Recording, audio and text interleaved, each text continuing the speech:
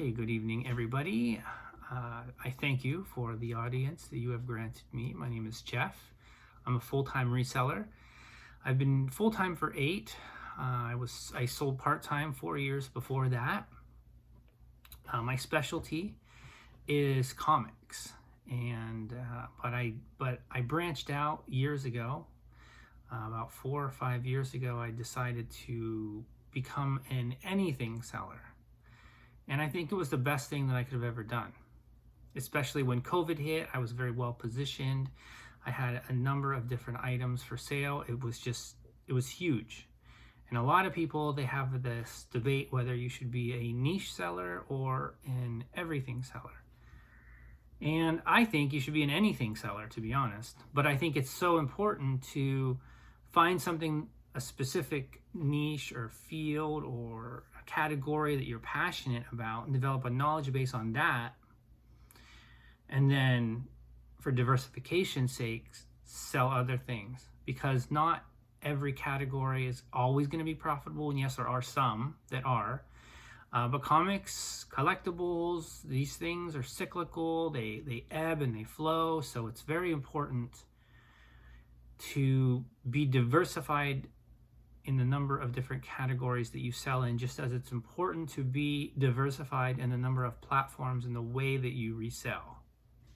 2 different topics, 2 very important concepts that every reseller should focus on when you're developing your style of reselling. So today we're going to answer a question from a viewer from Tim McMinn 6198. So he says, "Hi Jeff, first and foremost, congrats on your new video skills and improved sales." Thanks, Tim. I know there's truth there, but I also know that splicing a video is no big deal. But it was a big deal to me when I learned how to do it. And I will get better. Subscribed about a month ago. Need advice, please. I'm super naive regarding comics. However, I bought about 250 from an old lady whose grandson passed away. That is very tragic. His comic collection. And at a great bulk sale price. I have no clue on the best way to look up comps for comics other than the standard Terapeak research. Any pointers or non-eBay research I should look at for comps? Many thanks in advance, or perhaps a great topic for a dedicated video teaching viewers how to best research comic book comps. So Tim, and thank you for the question. I will always entertain the idea of doing dedicated videos that you guys suggest. I mean, don't they always say give the audience what they want, right? And it's always a good opportunity for me to reflect and think about topics and think about things, and it's going to benefit me just as much as it's going to benefit you guys. And if you don't sell comics and you have no interest in comics, I still think you're still going to have you're going to learn a few things, and you're going to learn some interesting facts about the industry of comics. You're going to learn my origin story as a reseller. And if you're familiar with superheroes on any level, every superhero has an origin story as to how they became that superpower, how they gained their superpower. That's the origin story. Spider-Man was bit by a radioactive spider. That's his origin story. And then, how he became who he is. So, got to go back to 2011. My wife, she had a coworker. That coworker asked my wife if, her and me wanted to come to dinner at her parents' house. And I remember it was in August of 2011. A very specific date. I'll get to that in a moment. So we go, and this woman's brother is in town from, he lives in New York City, and he worked for Marvel. And I just thought that was super cool. Like, I collected comics when I was young, and I mean, I hadn't bought a comic in 25 years. Well, maybe not that. Yeah, maybe that long. At 2011, I wasn't thinking about comics at all. Wasn't on my radar. Had no interest in them. But I was interested in speaking to her brother and kind of learning about, hearing some interesting stories about Marvel and what it's like to work there. And we get to talking. He told me stuff. And then he said, have you heard about what DC is doing next month? So there's Marvel Comics, there's DC Comics, and then I'll mention a third comic publisher called Image Comics. If you don't know who Image Comics is, and I'm guessing a lot of you don't, they produce The Walking Dead, for example, and I am going to talk about The Walking Dead. They produce, so Marvel and DC own the rights to all the superheroes, and the people who write the comics and draw the comics for them are just paid for that they're just paid for their time. But the people who work for Image Comics, it's creator owned. So Robert Kirkman, who created The Walking Dead, he owns that. So if it gets optioned, which it did, it was made into a television show, he owns, I don't know if it's all the rights. I think it is all of the rights. But, I mean, the majority of the rights versus none of the rights is a big deal. So he makes all that money from the show and the spin-offs, the merchandise. So it's way better, in my opinion. It's better for the creators because that way they can profit from, their intellectual property. Fun fact, I've actually sold a comic book to Robert Kirkman. I thought that was super awesome.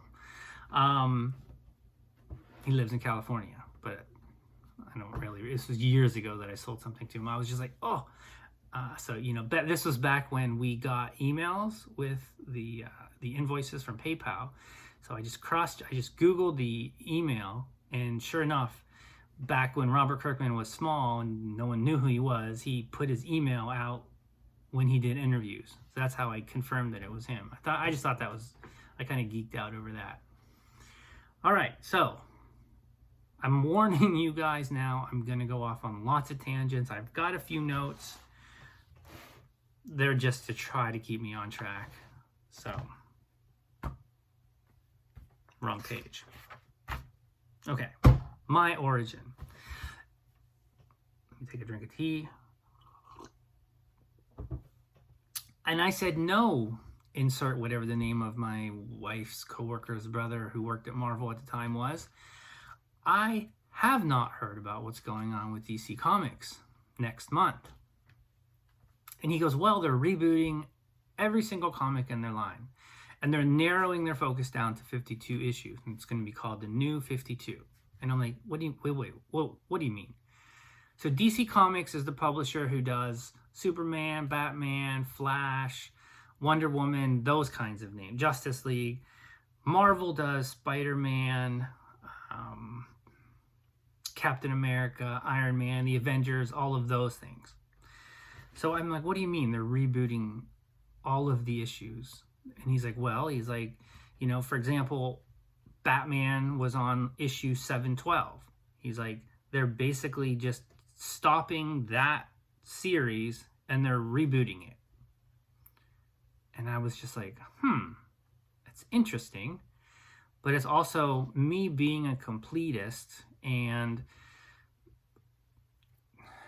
I was just like, what's that gonna look like, right? Like, and what does that mean for all the people who were loyal readers of those books up until then? It's like you have all this history, and then you're just gonna change it, and then kind of reboot it. And I was just like, but then I also thought, this is a great chance to kind of jump back in as a reader. We talked a little bit more. He explained a little bit more, and so I made the decision that in September, when the reboot happened, that I was gonna pick out a handful of titles. Batman was one of them. Swamp Thing was one of them. I really like obscure characters, and then I maybe picked out 4 or 5. Animal Man was one. Wonder Woman. I started collecting, but I wasn't planning on it. But it got such good reviews that I ended up collecting that. So I got back in as a reader. Now, a couple months go by, maybe 6-8 months go by. I don't remember exactly. I started to hear or notice that I bought Batman 1, 2, and 3, and they come out once a month. And then, after, 4 or 5 months down the road, Batman, the issue that I just bought for $3, it was starting to go up in value. Maybe it was like $20 or $30.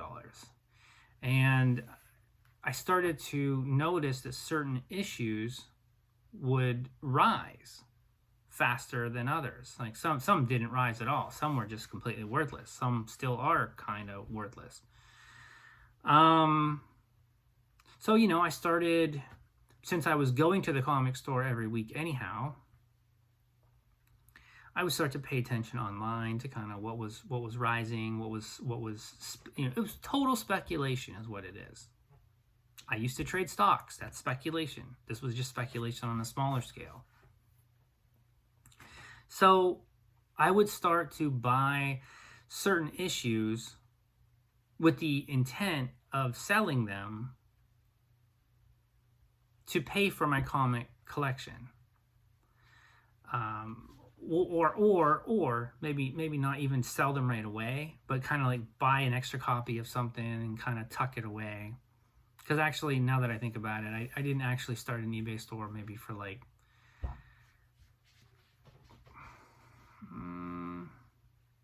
maybe 6 or 7 months after I started got into the comic collecting. So, what makes a comic book valuable?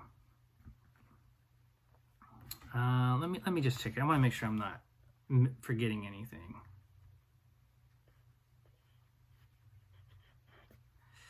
Because the question that the guy asked is, what's the best way to look for comps? And there's the short answer to this, and this might not be the answer that you want, but this is the answer that I have for you, and this is really the best answer. Number 1, eBay. eBay is the best answer to tell you what any person is willing to pay for something right now. And the most important, well, I guess these are equally as important, is your knowledge base of knowing what comics are collectible. And I'm going to go into some reasons as to what makes and these are very basic, because this is not a comic channel, but this is a reselling channel. And things like this can be applied to other niches as well. It's not just comics, it's toys, it's collectible, it's cards. You can only focus on, like, I know nothing about cards. I know something about toys. I mean, some things everybody knows about toys, You see early He-Man, you buy them. You see early Power Ranger stuff, you buy them. You see early Pokemon stuff, you buy it. Because there's always going to be a collector. Like, I buy franchises. That's how I look at things. So let me back up a second and continue to focus on my origin story and to get you kind of caught up to where I'm at now. So I started collecting. I started to grow my knowledge base of the issues that I was collecting and the issues that were coming out, all the while starting to also learn about older back issues, key issues that were desirable to buy, that were undervalued to buy.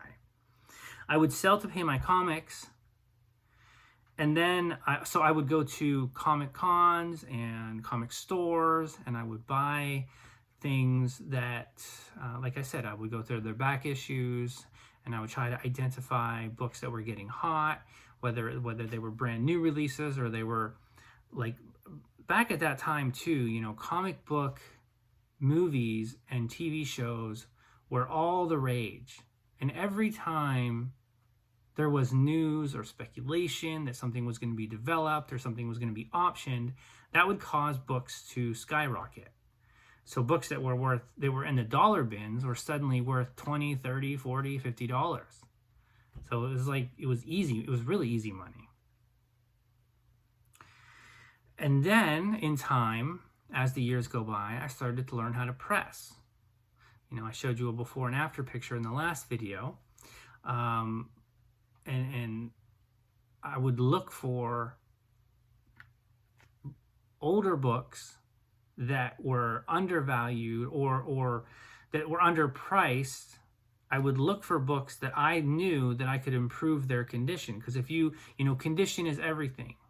In anything that you're reselling, the higher grade something is, the more you're going to get from it. So on top of, buying books that were heating up is what they call it. They were, gaining steam, or, buying traditional books that I found at comic shows that were mispriced by the dealers. I would start to look for comic books that I could improve their grade on. So I would buy them low, I would repair them, but it's not considered a repair. It's just, it's an authorized, the grading company that you send in books to, it's called CGC or CBCS. They do their own pressing as well. Like there's pressing, there's light cleaning, and then there's comic book restoration, which is something completely different that I don't do. I don't know how to do, or I would do. Well, maybe I wouldn't do. I don't know. Anyhow, and then ultimately I would start to buy collections, and that's kind of where you're at right now. You bought this small collection, and you don't know how to value it. You don't know if there's anything in there that's good, bad. If you've got some nice keys, minor keys, first appearances. So what I'm talking about are things that make a specific comic book valuable. And this is not an all-encompassing list. This is just an idea, man. There are so many different things that make a comic book collectible you would not even believe. But here's some to give you an idea. Like, there could be a specific insert that's in a comic that might not be in another comic, that people collect those inserts. Back in the day, you would have the comics in the US would have a specific price, and comics in Canada would have a different price because of the pricing, because of the dollar exchange. Some people just collect, they're called Canadian price variants. So here are some other examples of what makes comics collectible. Low printed comics. Low supply equals high demand. For example, there's one series, Ghost Rider. Went to like 100 and some issues. The longer a series goes, the issues that are towards, like, say the last 5 to 7 issues of that run, by that time, readership has dwindled. And so those issues they were printed less, but maybe it was a really good storyline and people want to have a complete run. So there's more buyers than there are issues out there. And that causes sometimes final issues of certain series to go up in demand. Variant covers. There's something that's kind of exploded over the last 10 to 15 years with well, not just 10 to 15 years, but it's sometimes it gets out of hand. Like, the comic market is always excessive, and then it collapses. Like, it did that in the 90s. There were so many excesses in comics were super high printed in the 90s. The comic market hit a bubble, and then it collapsed, and then the industry was wrecked for a while, and then it slowly came back. But a variant cover is basically, let's say you've got an issue 1, you've got cover A, which is the regular standard comic cover, and then sometimes there's a cover B, and sometimes that ratio is 1-to-1. Sometimes it's 10-to-1, or 1-to-25, or 1-to-100. Sometimes there's 3 covers, 4 covers. Sometimes there's 10 covers. It can get ridiculous sometimes. But it's what's inside the comic is the same. But inevitably, there's always a certain cover that is more desired than others. Maybe it's a certain cover artist that is doing something. Maybe there's a sexy girl that's drawn on it. Maybe, there's, Venom is a fan favorite character, kind of one of Spider-Man's villains. Maybe it's a cool Venom cover. Maybe it's an iconic Superman cover that is just more desirable. So, and it's a variant, and those are always worth more. Recalled comics. Sometimes there's something out there for whatever reason, an issue is recalled, and comic dealers are supposed to send those books back to get a credit. Sometimes they don't, and sometimes those books, there's people who just collect recall. First appearances. This is the most important. Is the first time a specific character appears in a comic book. That's called the first appearance of that comic. There's and you can even break it down more. There's first appearance, there's first cameo, there's first time this character meets this character, there's the first time this, Justice League gets together and meets, and there's first time Justice League meets this villain. Like, it's insane how many different things there are out there that can make a comic book collectible. Another one is, different storylines.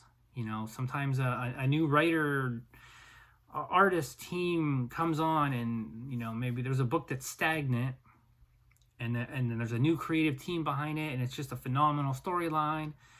And, and then maybe there's, 10, 15 years down the road, or, things seem to be moving so much more faster these days. Maybe it's like in 2 years, they decide, like the movie industry decides that they want to create that story, and then that will cause that book to go up. So there's so many different things that can cause a comic to rise in value. So let me just back up for a second. Knowledge base. Yeah. So basically, having that knowledge base really helps you to, and it takes time. And you have to have passion about, this is why when you choose what you want to specialize in, you have to be passionate about it. You can't just decide, okay, I'm gonna sell dolls, and you have no interest in it. Like, I had a friend of mine, he wanted to do what I did, but he wanted me to tell him what I was buying, and he didn't actually care about comics, and that's just impossible. So remember to buy what you love. Specialize in something that is passionate to you.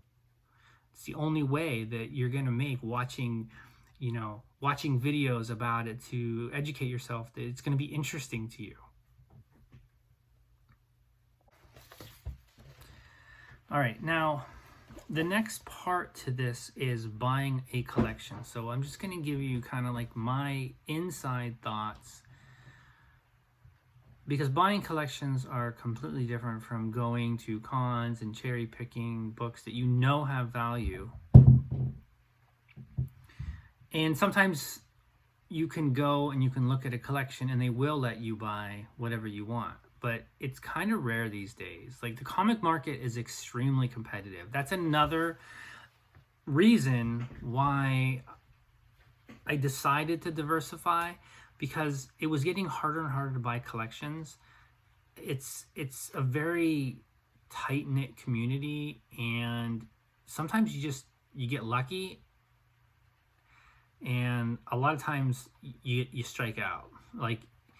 You have in principle a deal to buy something, and money talks. Somebody will come in and swoop in, and there'll be other deals that are made, and you just miss out. And the comic market, it was nuts. It used to be really nuts, but now it's just super cold. The majority of comics now they just don't have a lot of value. There's 10% of the comics out there make up the majority of all the value, and the rest of them are kind of just lower priced books. Now, I have a bunch of stock, so I already have it. And I'm always looking for like other collections to buy. But as I said, it is getting more and more competitive. So when I do go and I look at a collection, you have to weigh certain things of what you're looking for. So for example, and then you sometimes you need to make an offer, and sometimes they have a price in mind, and it's your job to determine if the books that are in here, if you can make money reselling them, right? So generally what I do, and it's no different from going to look at a collection of anything, is you try to identify some major and minor keys that are in that book, in that collection. And I like to identify a handful of books that are going to make the majority of what I'm paying. It's not always like that, and maybe it's not a handful of books. Maybe it's some sets that I know are valuable. Maybe sometimes people have comic books, a mixture of comics, graphic novels, trade paperbacks. They have sets. Sometimes they have toys as well. Sometimes But identify some key things that this is what these are worth. Double check the condition, because that's extremely important in collectibles. You want to make sure that the books don't have, say, any rust on the staples. I bought not a collection, but I bought a bunch of books from a guy, and I got them fairly inexpensive. But then when I got them home, some of them had rust. They must have been stored in an area where there was some dampness. He did say that these were stored somewhere for like 20 years. And so they were in really good condition, but some of them had rust. And rust is like a big no-no on the staples. So yeah, they're just worthless. And I'll talk about what I do with those books as well. I like obscure books. Obscure to me equals money. And I love having a knowledge base of just utterly obscure. I like horror books. Just weird books. You'll see, if you watch this channel long enough, you're going to see some cool stuff that sells. I've got so much just interesting stuff, and I'm always buying stuff. So determine the books that have value. Sets and runs do have value. So, speaking to Tim, you're going to have to go through the books. You're going to have to just use eBay. You don't need to use Terapeak. I've never used Terapeak in my life. In fact, I don't even know I don't know any comic collector that uses Terapeak. eBay is the best way to see. And if you've got a handful of books, like I have no idea, maybe if you want to send me some pictures of what you've got, I might be able to help you further. I don't expect you to photograph all 250, but yeah, some pictures could possibly work. I'm open to the idea of even talking with you if you wanted me to, if you found it easier that way. But anyhow, by going on eBay and plugging in the title, the issue number, it's going to be good experience for you. And that's what I do. Like, especially when I bought collections, if I didn't know something, if it had value, I'd look it up. And sometimes you learn, like, that's how you learn. Inevitably, every time when I buy a collection, and in my mind I'm valuing what I think it's worth, I'm always surprised when I find some book that I missed, because lots of times we're skimming through the books like super fast, like just like book. You're trying to get an idea in your head, so you have to do all this math. You've got to look at condition, but you don't have a lot of time, right? So you might have 5, 10, 15 minutes to go through 2, 3, 4 long boxes just to get a rough idea of what you want to either make an offer. I mean, ideally, you always want the other person to throw out the first offer. Like, you always, you never want to be the first person to throw out an offer. Like tonight, I threw out an offer on some concert tickets that this gentleman contacted me on. I had an ad out there, and I think it's going to be really good. And I threw out an offer. I'm going to, as I said, I've got a busy day tomorrow. I'm hoping to meet up with this guy, take a look at this collection. I like to sell old ephemera like that. And anyhow, I'm getting off topic. Do the research in terms of like go through. It's only 250 books, and it will be good practice for you. I mean, I'm interested to hear what you find, you know, if you do that. And sometimes it's worth it to sell a book individually, and other times it makes more sense to group certain issues, maybe of the same series together. If you've got a run, if this was a collector, it should be like maybe sets, maybe like sometimes there's limited series. Those are good to sell together, like a 4-issue limited series. Or, you know, if it's like a run of Spider-Man or a run of Captain America, you can just lot those up. I like to do that as well. You know, I don't want to sell just individual issues. Like, I don't want to sell low dollar individual issues.